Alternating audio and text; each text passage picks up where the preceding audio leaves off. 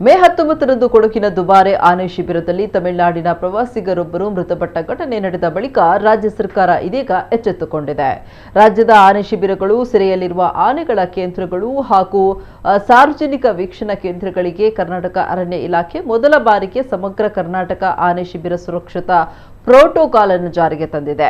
ಈ ಹೊಸ ನಿಯಮಗಳ ಪ್ರಕಾರ ಪ್ರವಾಸಿಗರು ಇನ್ನು ಮುಂದೆ ಆನೆಗಳನ್ನು ಮುಟ್ಟೋದು, ಸ್ನಾನ ಮಾಡಿಸೋದು ಅಥವಾ ಆಹಾರ ನೀಡುವುದು ಸಂಪೂರ್ಣ ನಿಷೇಧ ಆಗಿದೆ. ಪ್ರವಾಸಿಗರು ಆನೆಗಳನ್ನು ವೀಕ್ಷಿಸಲು ಕನಿಷ್ಠ 30 ಅಡಿ ಅಂತರ ಕಾಯ್ದುಕೊಳ್ಳಬೇಕು. ಶಿಬಿರಗಳಲ್ಲಿ ಗುರುತಿಸಲಾದ ಹಸಿರು ವಲಯ ಅಥವಾ ವೀಕ್ಷಣಾ ಗ್ಯಾಲರಿಯಲ್ಲಿ ನಿಂತು ಆನೆಗಳನ್ನು ವೀಕ್ಷಿಸಲು ಅವಕಾಶ ನೀಡಲಾಗುತ್ತೆ. ಸಾರ್ವಜನಿಕ ವೀಕ್ಷಣೆಗೆ ಒಂದು ಶಿಬಿರದಲ್ಲಿ ಕನಿಷ್ಠ 10 ಆನೆಗಳನ್ನು ಮಾತ್ರ ಇರಿಸಲು ಅವಕಾಶ ನೀಡಲಾಗಿದೆ.